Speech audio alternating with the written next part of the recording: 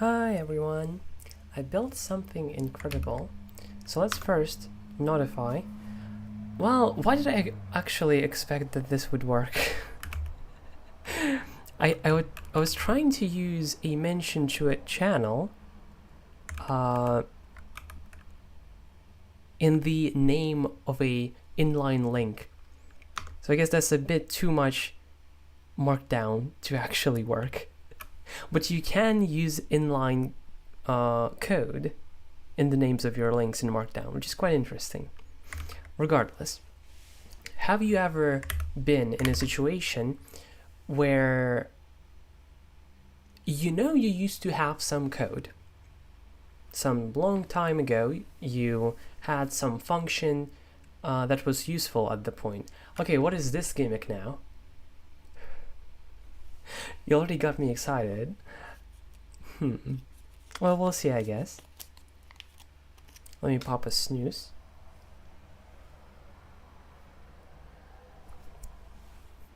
So, you used to have this function or this code or whatever else in the past that was really useful, or at least mildly useful or important in the past.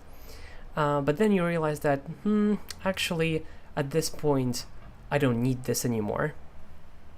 So you're like, okay, fine, I'll delete it because I don't need it anymore. A lot of time passes, and then you're like, well, hold up now. Actually, now I want that code back. Or maybe you need to look at it because it contains some maybe difficult logic or some API usage that is going to be easiest to remember if you just look at your old code. Maybe I'm just stupid and I haven't read enough man pages, which is difficult to believe considering just the sheer amount of man pages and help documentation I read constantly. But maybe I just haven't noticed this being like a feature in default Git. Basically being able to search for commits in which the files in those commits contain a certain string. It's kind of difficult to understand how to word this correctly, but basically I want to search and find the most recent commit in which a certain file matches a string, where that file has a certain string. So it would honestly be amazing if Git came with that, because at least to me, I've been in the situation again and again and again where I wanted this functionality but I didn't have it. So in case there are better Gitters than me in the chat, or maybe you're watching the VOD and you're like, actually there's a way of doing this by default, please let me know, because that is very interesting. But unfortunately I had to create my own thing, which, to be fair, probably fits my exact needs better than the default thing would. It's just a guess, but that's usually how it goes.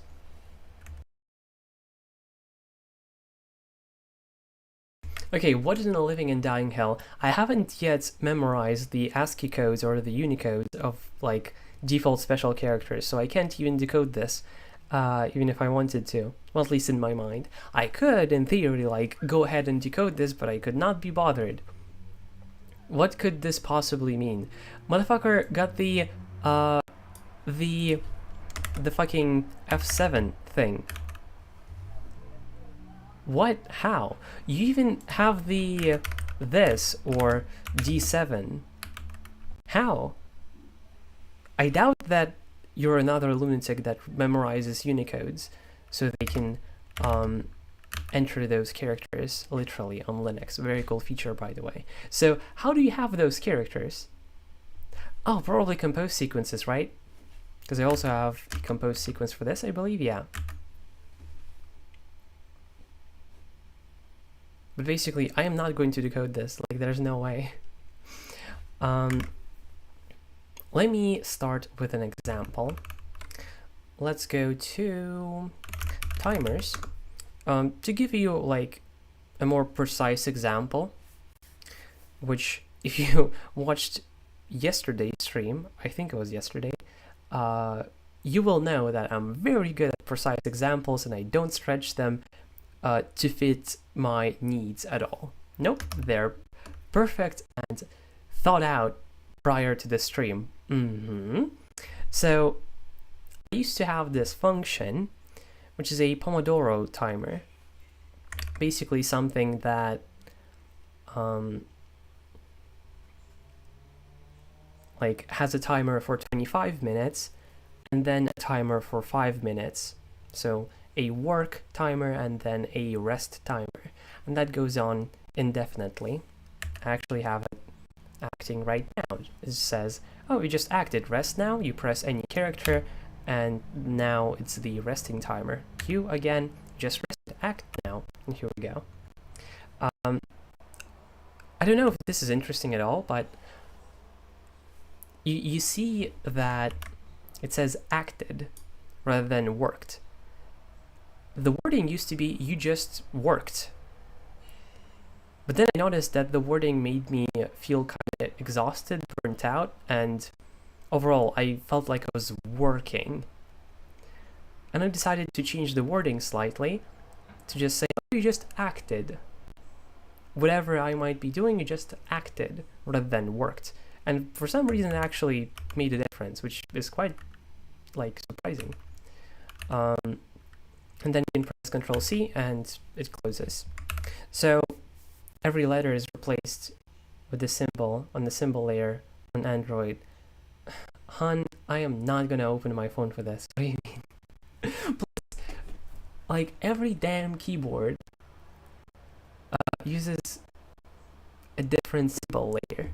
I can almost guarantee mine is different because I use, believe it or not, Yandex keyboard. Yes, a Russian keyboard for my phone, because it surprisingly was the best one out of the options that I found. I can see some patterns like which is the common bigram yam. Yeah, I guess so. Still, I'm not gonna decode this. It's an interesting challenge. However, probably not in fucking YouTube chat. However hilarious it might be. So, I used to have this Pomodoro timer in the past, and then I deleted it because I found that I wasn't using it. You could decipher it using frequency analysis. I am doing a whole fucking different subject today. I mean, you could, I guess, but I'm not coding. I'm not gonna pop out a C program and say, what are we doing today on twitch.television.website? And let's go to the Discord and notify and ping everyone who wants to be pinged. What else does he say? Scheisse? I'm not coding. I can't do that. I mean, I probably could figure out, but not on stream. I would, like, explode, probably. I deleted this Pomodoro timer because I found that regardless of how I used it, it ended up like burning me a bit too much. Because imagine the workflow. I come in, I do some configuration, then I switch to Discord, talk to some people, come back, do some configuration. So it's like a very chill workflow. But if I was on Pomodoro, if it's time to act, I feel like I have to like be very active and very focused. And doing so hours upon hours upon hours on end, which I usually do with configuration, was just way too much. So I guess that's why I deleted the timer. My internet is not working well since I'm in a vehicle at high speeds. Slow down, perhaps? You okay? But I think yesterday or the day before yesterday, I was like, okay, actually I want to bring this function back. I think it can be helpful in making sure I rest. So a different approach. I was like, well, how the fuck do I do that? My first approach was, okay, I'm pretty sure that this function was in this file, so that's easy enough. I don't have to figure out where it was. So let's use telescope b commits, as you can see here, and search for .t, because I remembered the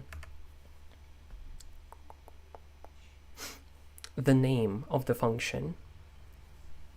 And I found this commit, I believe. I'm like, okay, cool, I found .t. But then I was like, hold up now.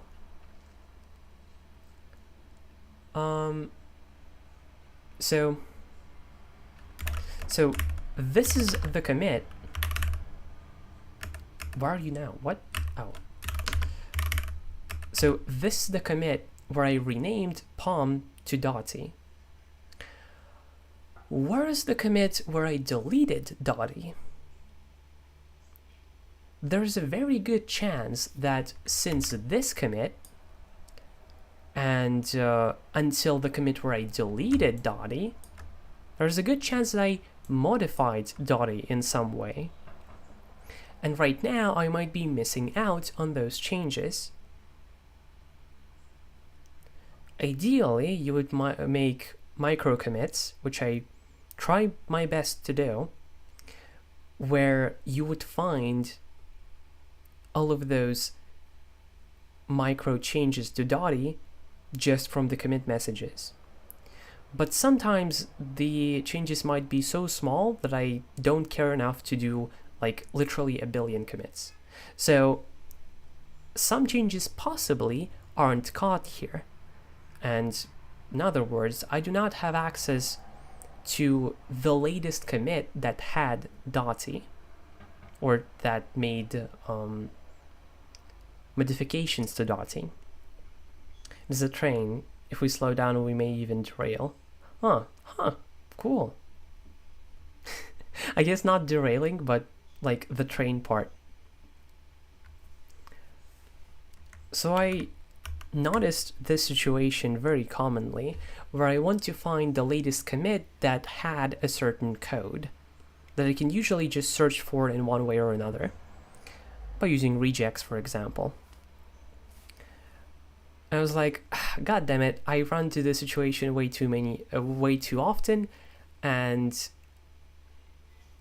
I keep just giving up. I'm like, oh well, and then I kind of either redo it, or find it elsewhere, or go through commits, or whatever else inefficient method I may use. So I decided to make my own thing that is like a very direct solution.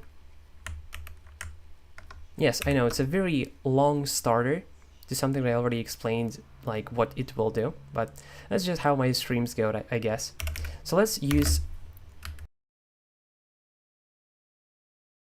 my fish function get search file. Then we pass the file where we want to search for a certain regex. So everything after the file path is just the arguments to RG rip grep. So the better grep, which is written in Rust, is faster, is smarter, and is easier to use, in the sense of it makes more sense in terms of options and the like. So something that we can do, actually I will show that later. So we search for a string .t in this file. Let's first use this and then explain more precisely how it works. Press enter, and now you can see the output of RG, and it shows us all the lines that match the regex that we gave it. So .t. You're like, so this is what matches. So you can look at this kind of area and see, okay, is it matching what I'm actually looking for, or is that something completely different? Like, yep, that is indeed what I'm looking for. I'm looking for function .t. So that was what I'm looking for. Then below, we can see the commit and commit message. So you can be like, so this is the latest commit in which a file has the string .t.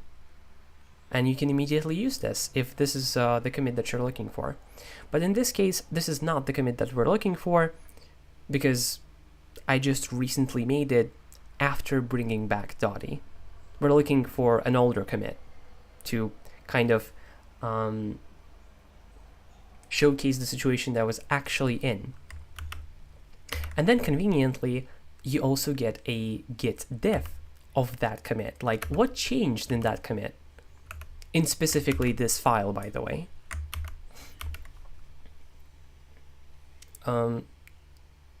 You could instead make it so you get the full git diff of the entire commit, but that's kind of not needed, or at least not needed for me.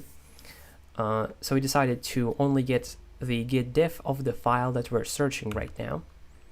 And you can see, so here we added Dottie in this commit. Got it.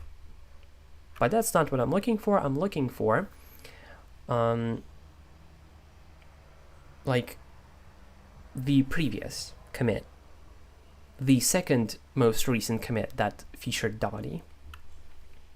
Alas, I don't think derailing is cool.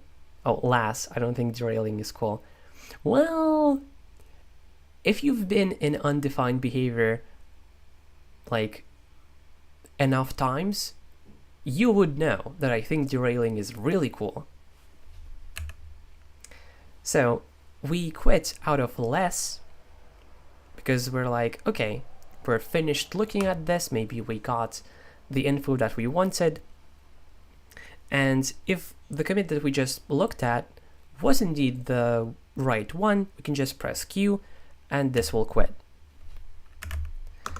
But if that is not the case, press literally any key and it will show you the next one.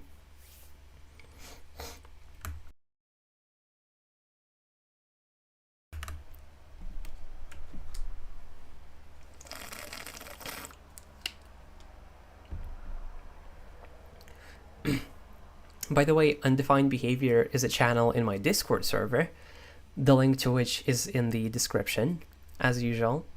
The Discord chat are the favorite thing of C programmers. Yes. But yeah, the first thing. So right now, I think it's going to be helpful to do it like this, so it's like more visible where what ends and starts. I have two panes here. I just don't have a separator for them because I found that to be far more beautiful. But maybe it's like confusing to the unused eye. That sounds very weird and creepy. What do you mean unused eye? Huh?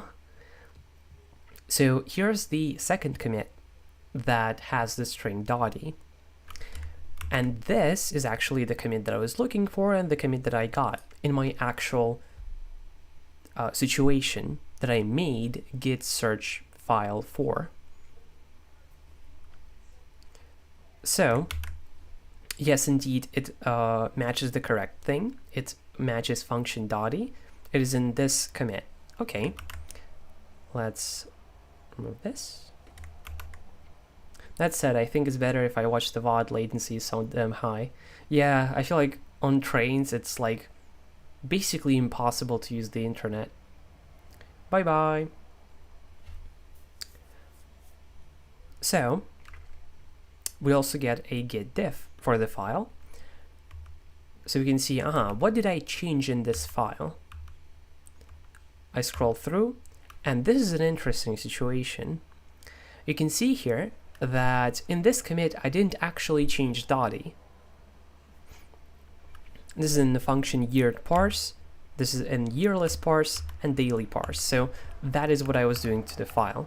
So in this file, timers, I did some other changes that did not touch Dottie, but Dottie was indeed there still at this point.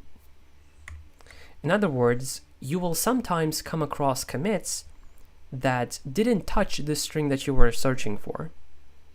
So a question that you may come up with is, well, why don't you only show commits where Dottie is actually changed?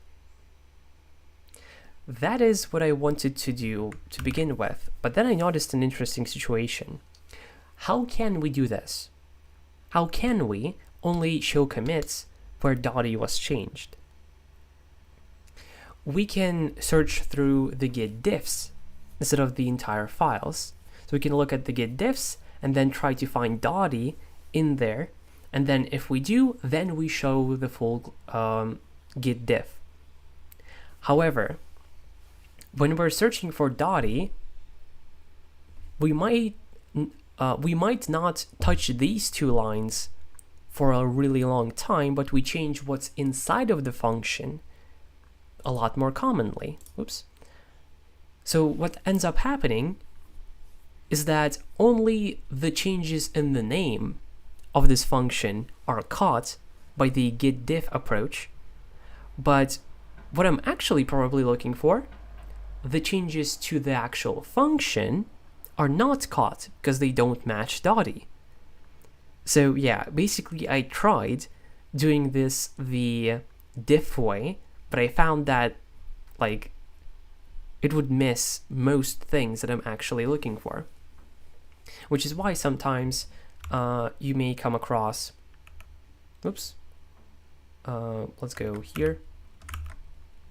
You may come across commits that actually don't change Dottie. So let's go to the next commit.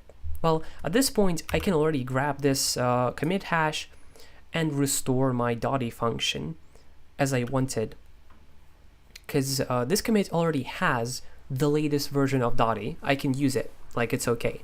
But maybe what I'm trying to do is look through the history of changes that I made to Dottie.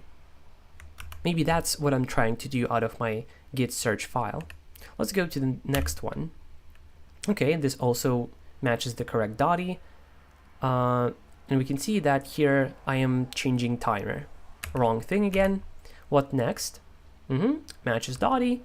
And you can see how this kind of turns into a workflow.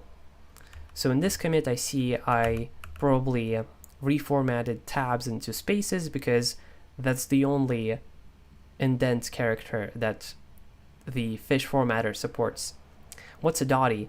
A Dottie is a double timer.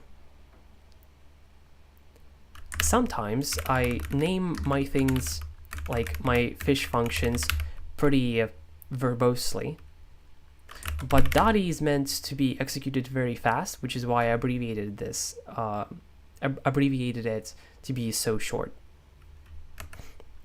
But yeah, it actually is supposed to mean double timer, because effectively what it is doing, I'm glad you asked. So a double timer is basically two timers side by side that keep repeating indefinitely. If you look at the code here, what we're doing is first start a timer for 25 minutes, then handle whether you want to continue, then start the second timer for 5 minutes, then handle whether you want to continue, and repeat indefinitely. And this is a double timer rather than just Pomodoro, because you actually can pass a different time. I can just as easily say double timer, 10 minutes of work and maybe 25 minutes of rest. So effectively this is a function for two timers. So it's a Pomodoro timer basically. Yep, absolutely. Which is why it used to be called Pom. It also, I believe, was called Work before then. It had many names. So you can see that in this commit, I was just reformatting, and we'll see, oh, Dottie also got changed, but just the indentation. Okay, so we didn't actually change the function here. Let's go to the next thing. So in this commit, we changed timer.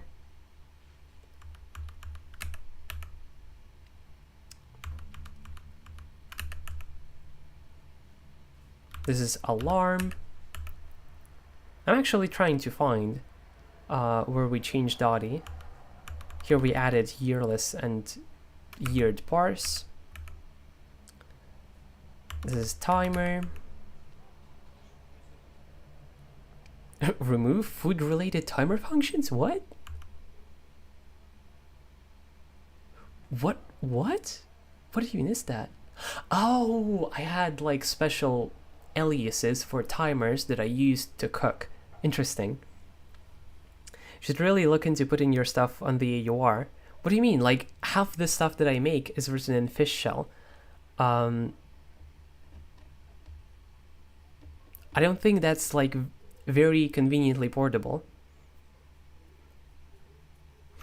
And plus, well, I guess this is kind of useful, but it's not particularly revolutionary. If you know a bit of fish shell, well, maybe I'm selling myself short here, but like this is not difficult to write.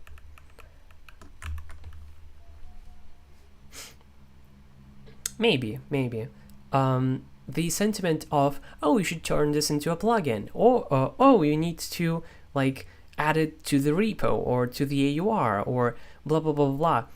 The distribution, the documentation, and all of that stuff is always like very scary and a lot of effort for me. But the actual doing and making is far more fun for me. Even the part of talking about this stuff and showing this to you is like a lot of effort mentally for me. So even that is difficult for me. Forget about distribution. So in case there's anyone who is like into distribution, I guess, you can feel free to just take my code and distribute it more conveniently. You can then DM me and say, oh, there's actually a more convenient way to install your thing. And I can maybe advertise it somehow, somewhere. If you know how, nothing is difficult to write. Well, yeah, I get, no, I actually disagree. Or do I? That's a fucking interesting question, isn't it?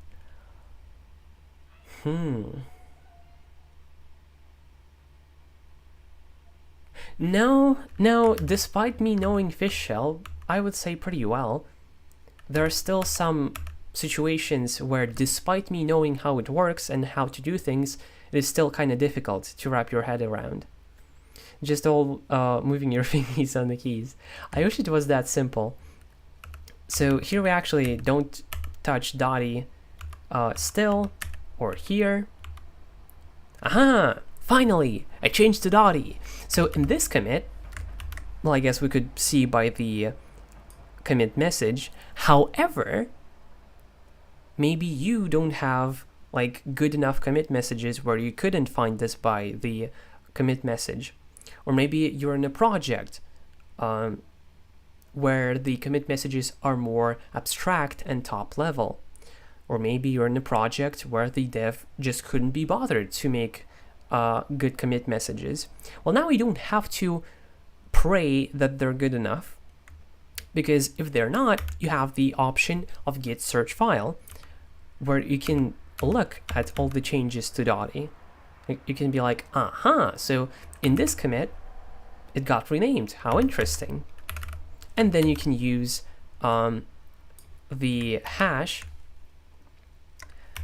to do a certain thing.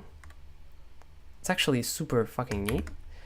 You can do git show at EA E450F show the file fish fun timers and pipe this into NeoVim. I believe this will work.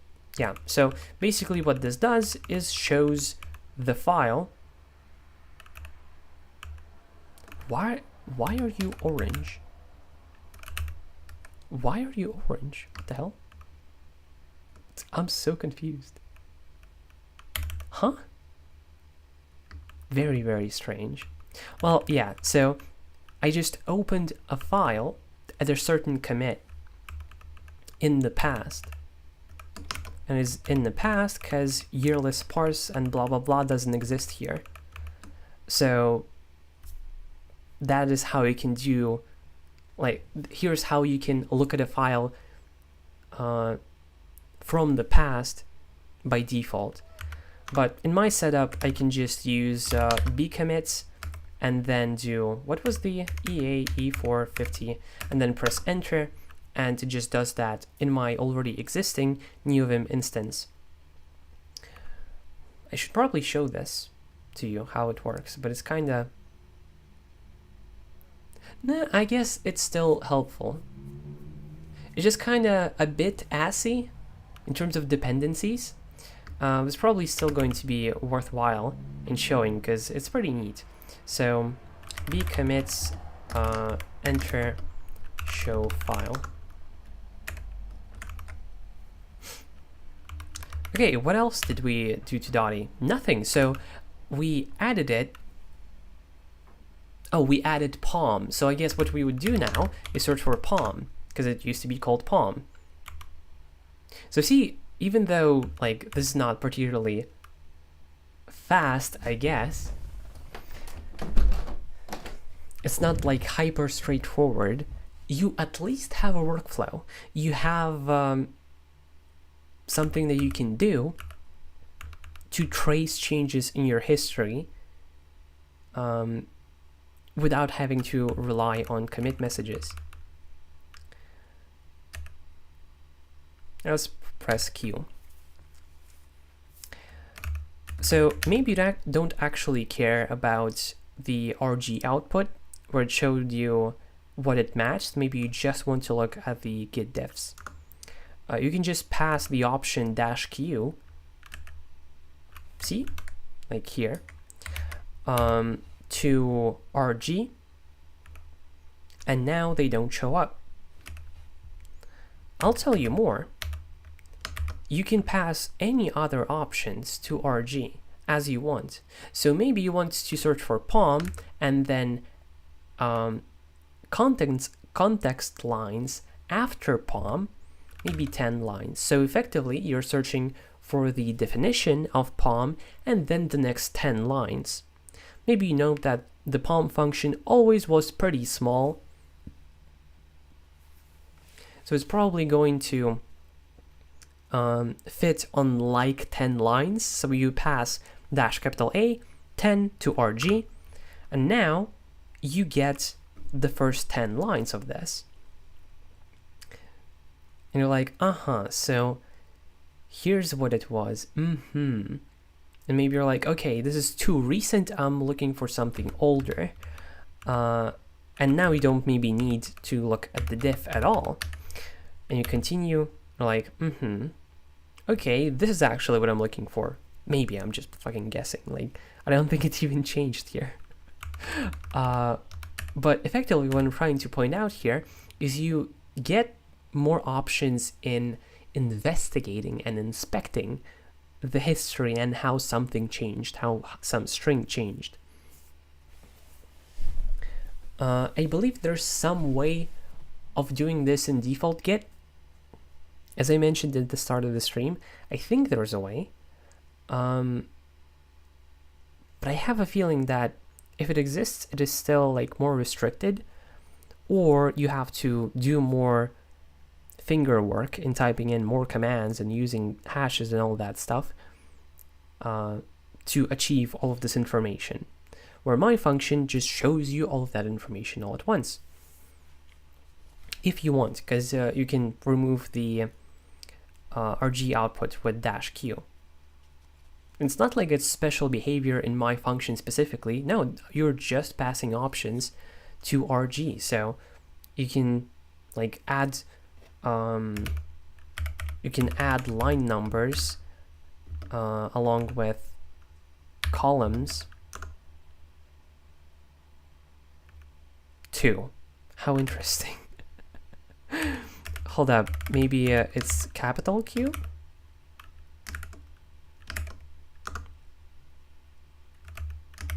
Okay, maybe it needs to be columns. Oh, for fuck's sake. Column. Here we go. So now you get the line number and the column. And I didn't need to implement this behavior. It's just the behavior of RG, and you get to decide how you want RG to behave.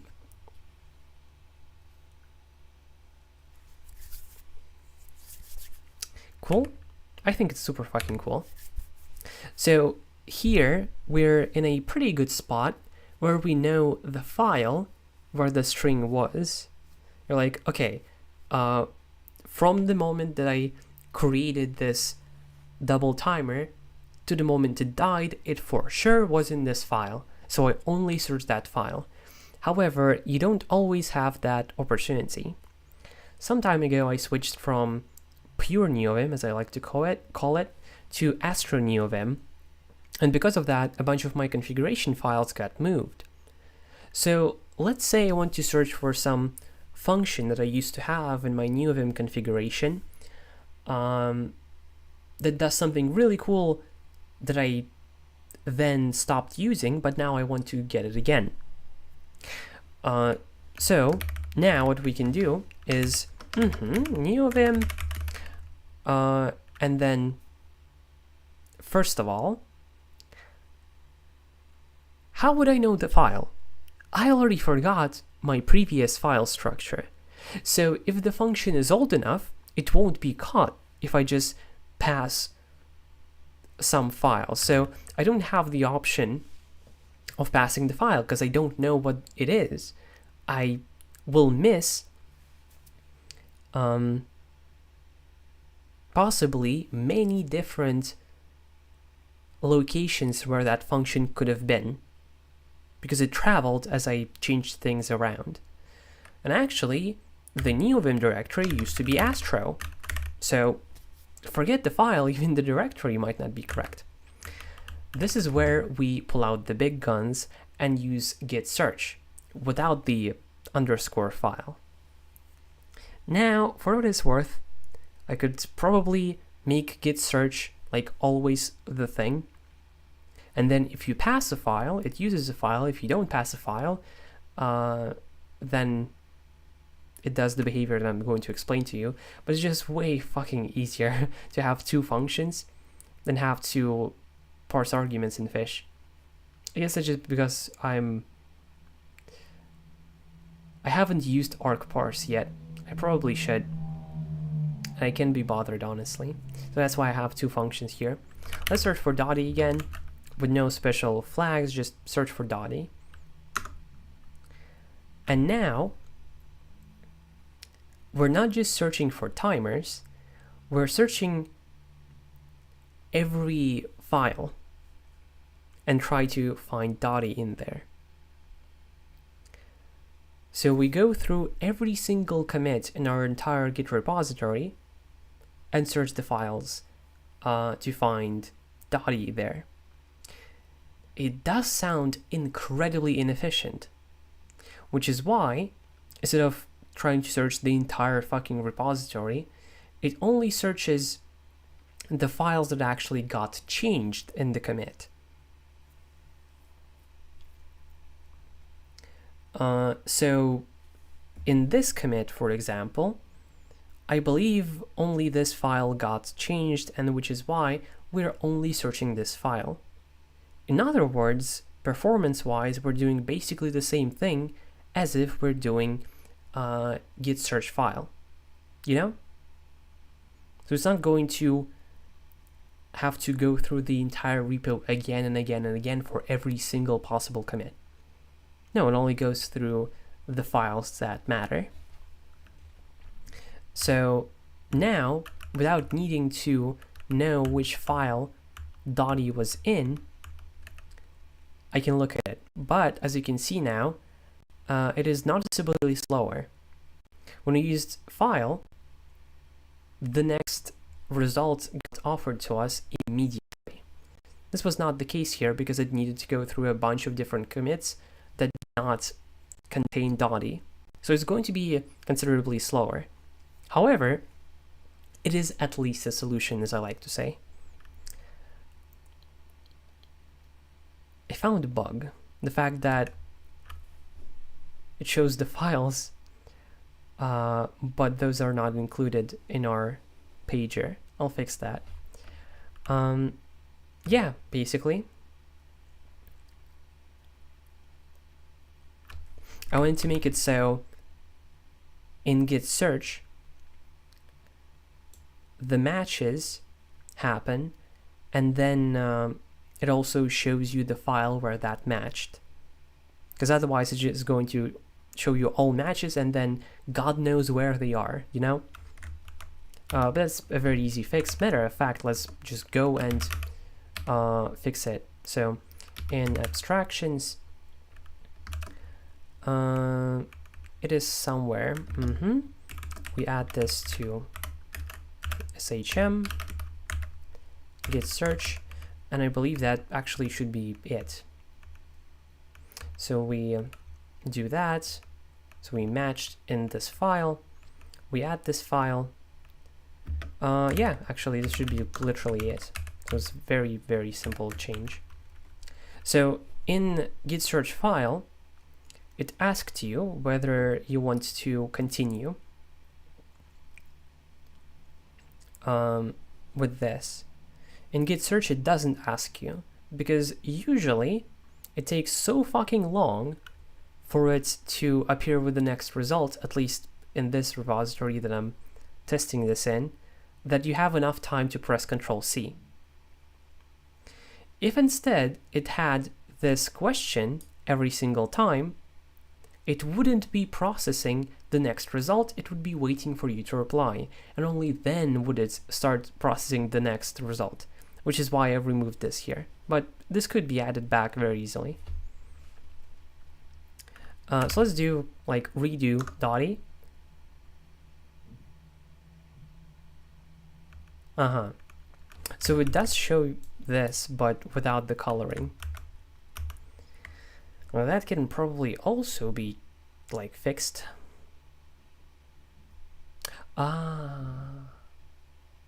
Wait, I see what's happening, because like this is interactive and we need to actually embed the color into here. But I'm gonna do that later, and you'll eventually come across that in the code that I'll send you as a link. It'll get like auto updated, if I even bother to change it, honestly, because it's kind of visible already. So every line that matches has red on it, and this one doesn't. But then this could be a context line, so yeah, whatever. So yeah, I think that's kind of it to explain about the usage of it. Let's try to find something like really fucking old.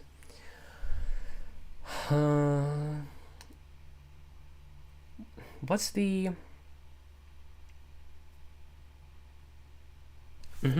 Let's search for git search p10k. So it's like a really fucking old. You'll see it's like processing a lot, because I used p10k, par level 10k, way back in the past, back when I used Windows and back when I used Z Shell. I think I wasn't even, like, I didn't realize I was trans at that point. Like, it's that long ago. So maybe it's in a commit message, and in a real situation I'll probably search that first.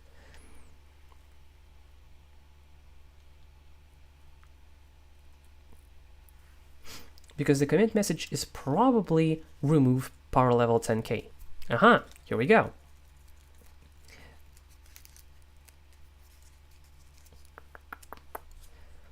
So something matched here, matched in fish config.fish. That's pretty strange. Oh, no, so this matched in Z Shell RC.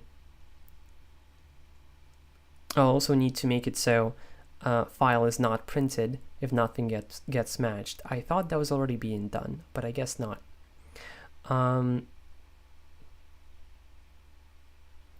So yeah, in Z Shell RC, what did we do in Z Shell RC? I changed some mappings, I guess? Yeah, I uncommented some mappings. So here, basically, I can see the most recent change in Z Shell RC, a file that does not exist at this point. It's been long gone. So in this commit, I did this. I uncommented some stuff. And at this commit, at this point in history, z shell rc also matches all of this.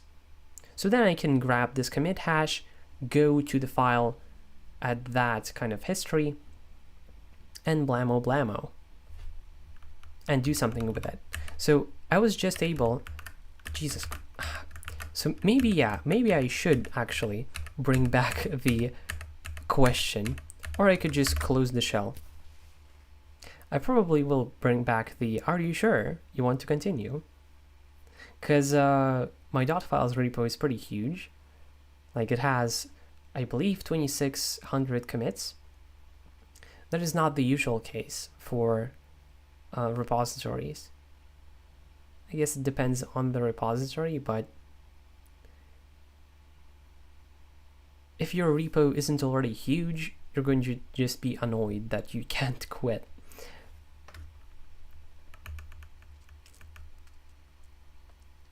So let's actually handle the two issues that we found.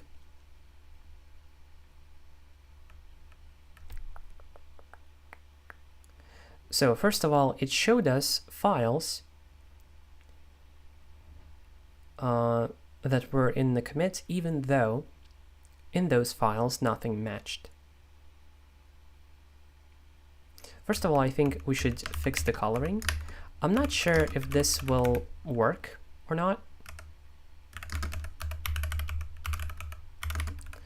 But maybe it will. So let's try it out. So this way, I am hoping, at the very least, we are embedding the color into the echo as ASCII escapes. And let's see if that is the case. So git search .e. Yeah, it straight up just works now. Cool. So we fixed the coloring. And now let's fix files showing up that have no business showing up. So here,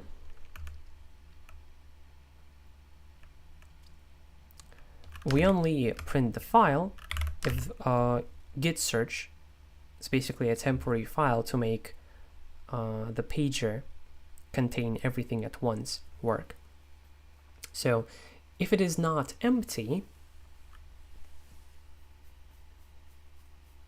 then we show the current file.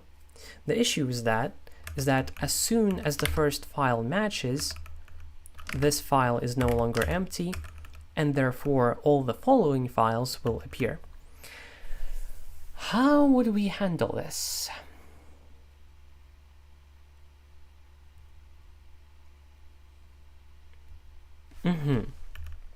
So if this matches, then we add this file to the list of matched files. And we also print that file name. So easy enough. Blammo should be fixed. Let's call abstractions again and try this out. It's going to be, actually, .e won't even work. Let's search for something that may appear in many places. Let's search for function.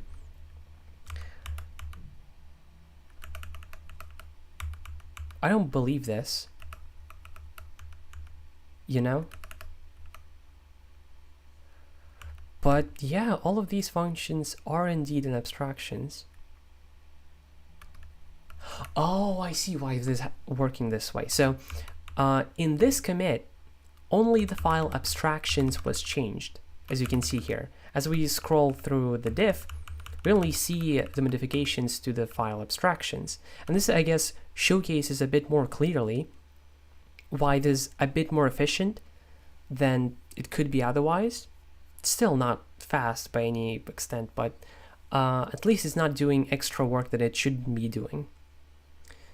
And this is why it's showing all of the functions in abstractions at this point in history at this commit. So if we do Q, now we see that only runners.fish gets shown, because only runners.fish got changed in this commit. So yeah, this is pretty nice. I want to find a commit which changed multiple files which had function in them.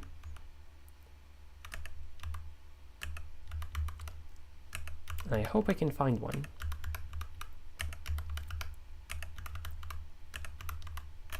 Oh, fuck yeah. So we found one. So in this commit, we changed the file snip, and it has a bunch of functions there. We also changed the file telescope, which has a bunch of functions there. So, hell yeah, now you get all the matches and then the file where that matched. Very, very useful. And then you get your commit message with the hash as well as the git diff, so you can actually see what happened in this commit. And then you also can't access because function happens almost in every single commit. Yeah, so let's add the thing that asks you for permission to continue. I'll just grab it from git search file and add it here. And this should be literally it.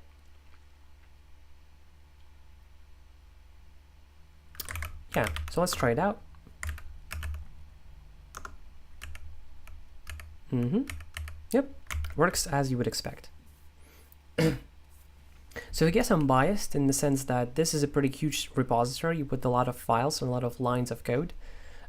So yeah, it will generally hold the thread for quite a lot. It will be kind of slow when I'm searching for something that doesn't appear very often.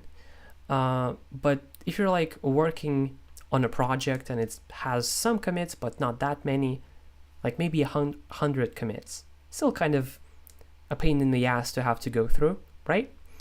So you would maybe benefit from git search, but wouldn't be so slow that you would be able to press Control-C there.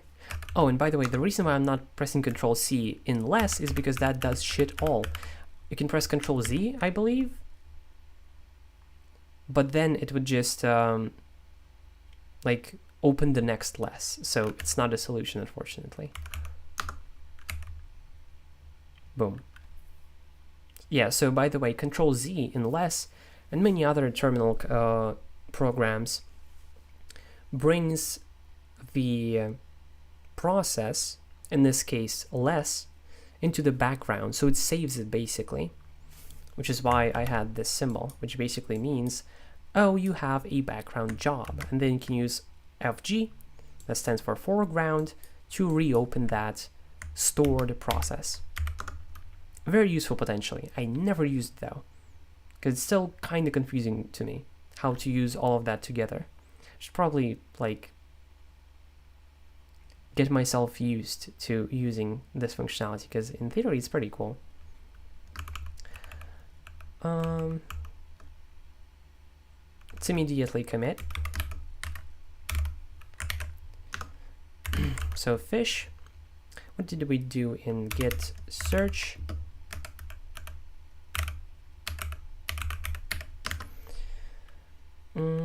Git search asks for permission to continue to, and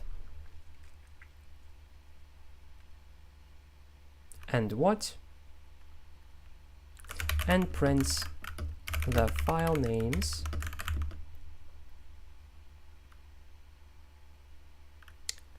of where our G matches happen. Look at this commit. So here's the commit message. This is the commit body. The commit body does not appear in this, basically. You don't see the commit body. So you can't search by the commit body. If you go into a terminal, you then go to .files, and then you do git log, then yeah, you have this, but this is like difficult to search through because it has a lot of other bullshit that you don't want. Then I guess you can git log format format and then use the format that I personally don't know yet very well, and I assume you also don't. But by the way, it's very useful, and I use this in both of the functions of git search and git search file. So this should be learned, but I don't know it yet. Where you could see the commit body as well and search by there. What I'm trying to say here is that even if you're like explaining what you did in the commit pretty verbosely, you will only be able to find a part of that information sometimes in the commit message. While by using git search, you can kind of circumvent having to do that. Make sense?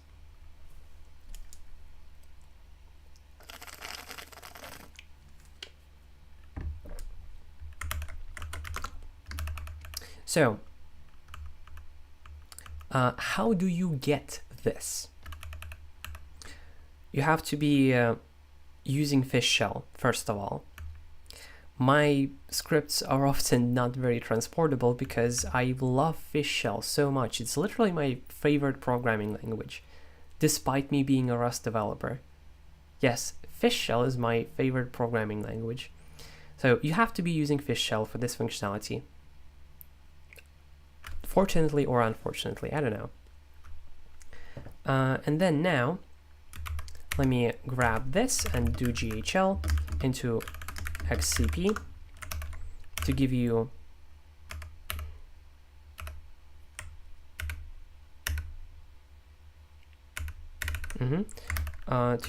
a link.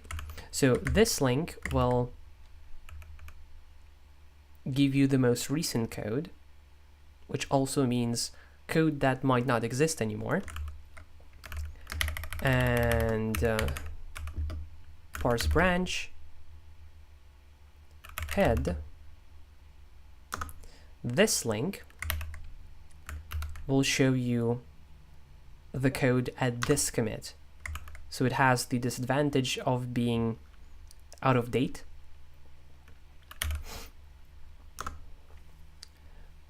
Because maybe in the future I change some things up and maybe makes things better.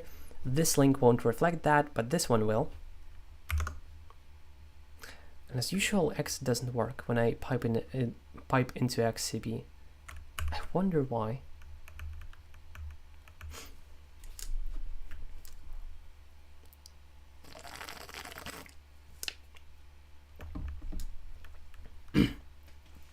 Now, how does it work? To go a bit into the actual code and what it's doing here, I want to explain like every little detail, but I want to explain it on like some degree. We check if we pass enough arguments that we expect here. Then we get a list of all the commits of this file that we passed. So you can only search a single file at a time. Hello. You can only search a single file at a time. I believe I could make this accept more files, but then where would we separate the RG arguments from the file arguments?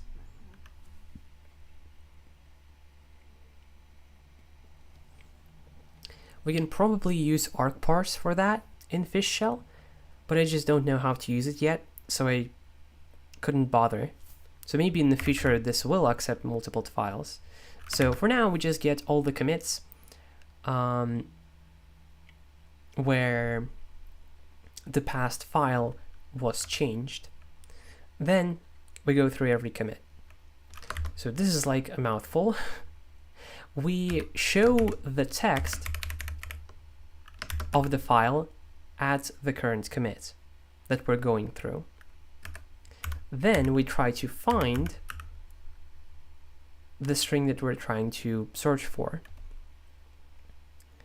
and it uses the other arguments to RG. Cool, we save that.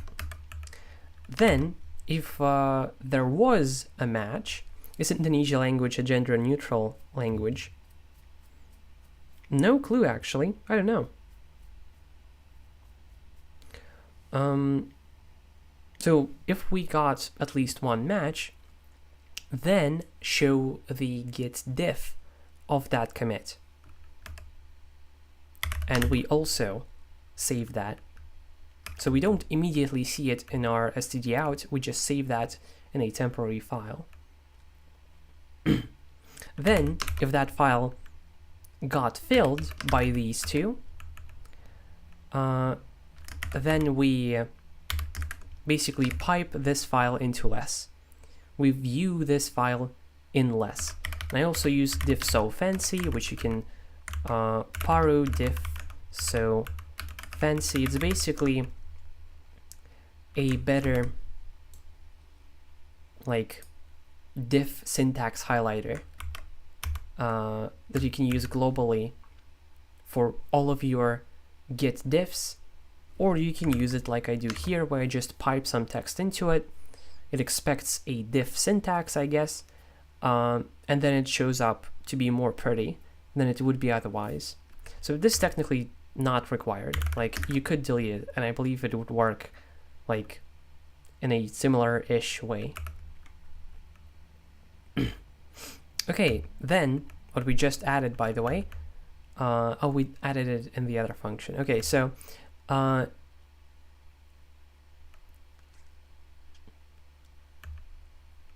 I realize now that we don't need end here. So we looked at all of the outputs of a single commit. Now we're making the user press a key and store that key in a variable. If that key is Q, we break out of this entire loop, so this loop, and therefore out of the function blammo. So that's git search file. Git search is a bit more complicated.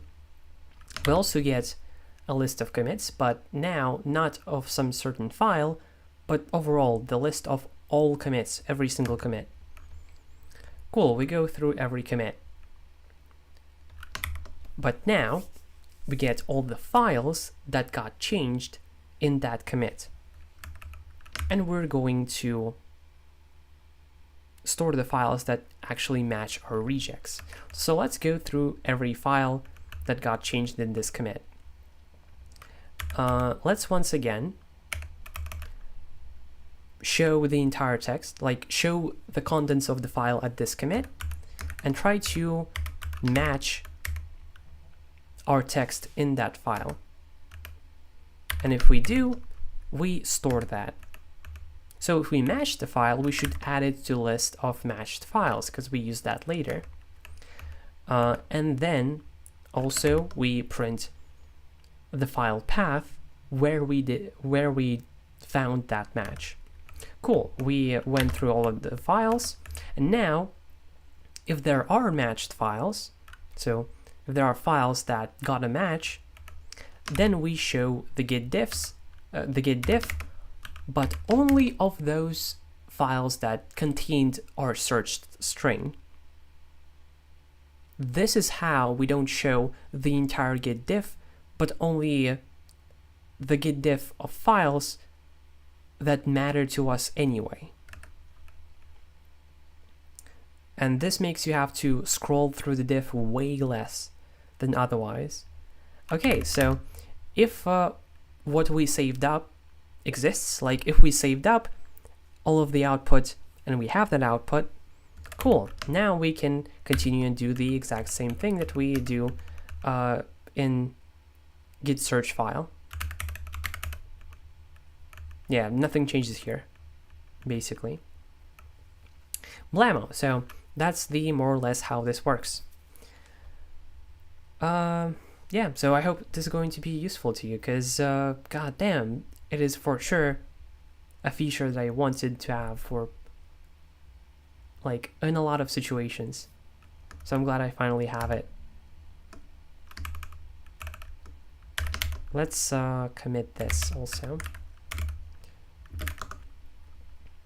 So fish git search file doesn't need to end the reads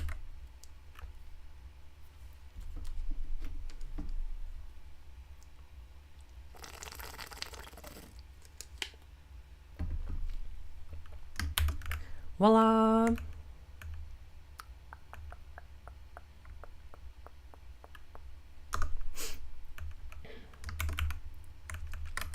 Okay, so in the last stream I talked about a cool hotkey that I made that let me rotate the range used in command mode. I actually expanded it a bit. So right now, when I press enter in command mode, it just rotates between no range and %sign. Once I start typing something in, now enter just acts as enter. So it's not special, but now it's special. I added 2 more ranges.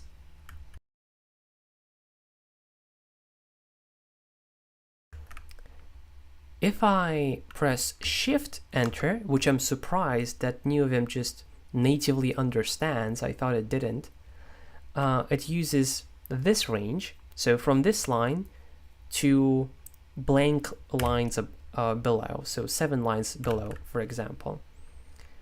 And if I press Shift Enter again, it switches to this range, which is from this line to the end of the file. And I can keep pressing Shift Enter to rotate. If I press Enter now, it will actually switch me back to %. If I press Shift Enter, it goes me back to here. And interestingly, if I type in literal any text and press Shift Enter, it brings me back to this range.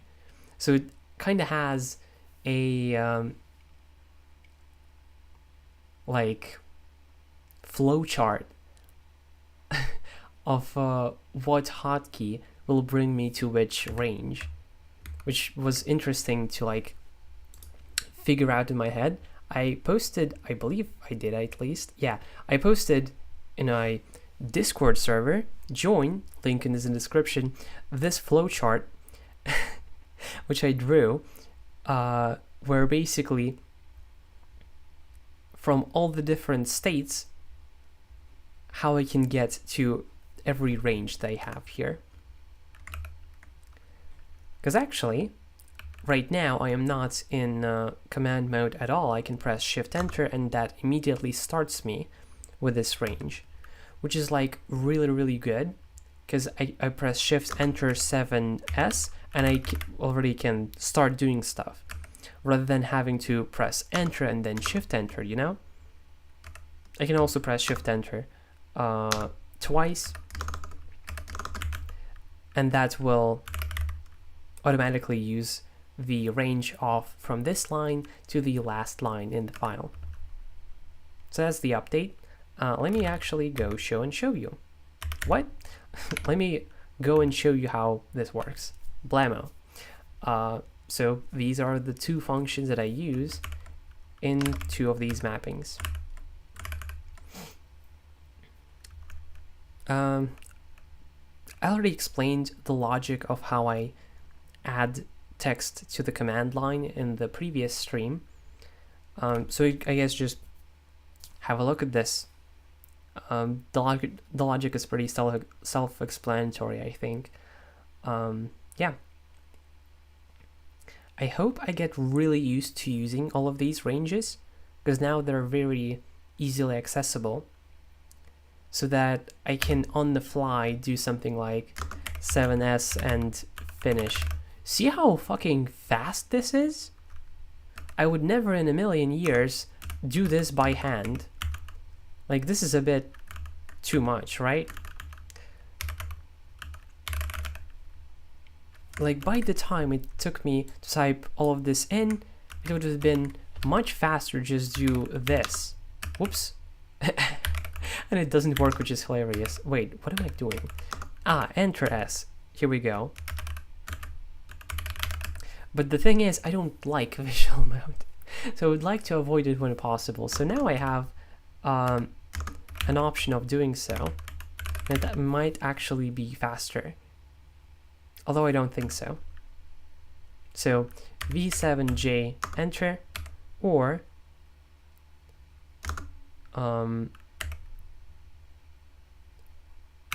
wait, it is actually faster now. I need to press 1 less character to get to this position than in visual mode, because we need to enter visual mode 7 we need to press anyway, J, so 2 characters, right?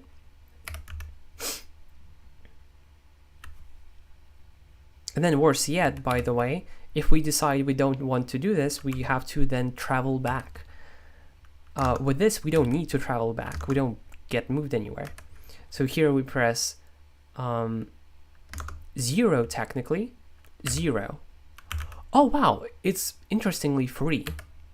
So we need to enter visual mode, single character. 7, we need to press it anyway, we don't count it. J, to go down, we now have to press 2 characters. And then enter to go into command mode. So 3 characters. With my approach, you press 1 to get into command mode and do the range. I need to press 7, which we don't count, and I can continue on. So this effectively, in terms of the difference, only takes a single press compared to 3. So now this is actually even faster, not just cooler. So I love this. Like, I absolutely love this. Oh, fuck yeah. Before I forget, there's been an absolute banger that's been stuck in my head, and I wanted to share it with you, and I keep forgetting. Like, 3rd stream in a row. So finally, I remember. Check this track out, because it's so good. It's so immeasurably good. I'm so happy and proud of Yokes for finally becoming good. Dude was kinda mid for the longest time, but with his latest album and like most recent music, he's actually finally good. Like really good now. So I'm really happy about that.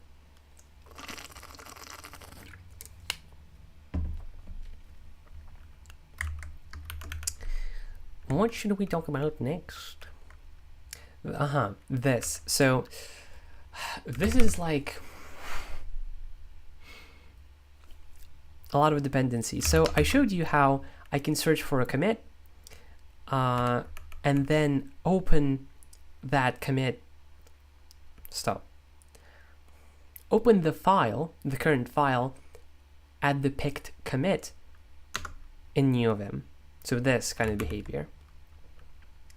So if you also want to do this, go into your telescope configuration, make a mapping for git underscore bcommits, and built in this case is this.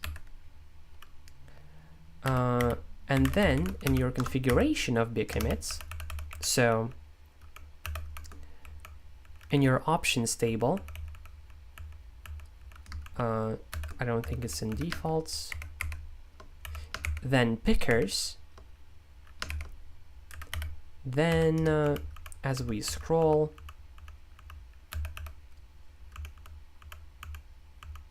where the fuck is it?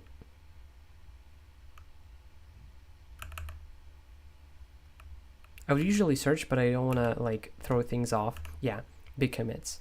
So your ops table, pickers, get b commits, then mappings, and then for both normal mode and insert mode, I make a mapping for enter, which gets the currently selected git hash, like commit hash I mean, closes this window, and then uses git signs. It's a plugin that I use for, well,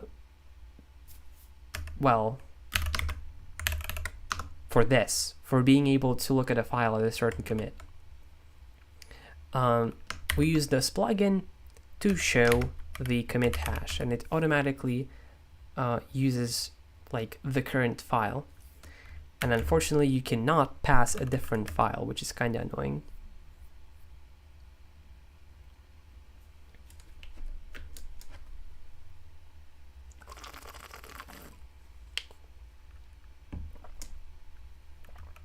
So this is how I achieve this functionality. So let me also grab a link to this, GHL, into Xclip, paste it, do the same thing, but parse branch head, blammo. Here you go. Now we can have it. But yeah, the dependency is on telescope, and then also get signs. But then what I'm thinking of is that, look at this file. Maybe we can open this file just by providing the path. I'm not sure. So let's try to figure that out. So let's yank this hash. Let's try to edit get the hash, what's in the living and dying hell. Hash, and then maybe Astro Lua plugins telescope. Wait, plugins / telescope.lua. Nope, not a thing. Well, I assume Git stores this somewhere, and you can get to it somewhere. I just don't know how yet. So maybe like this is possible without using the Git Signs plugin. Probably is. But yeah, I would have to look into that.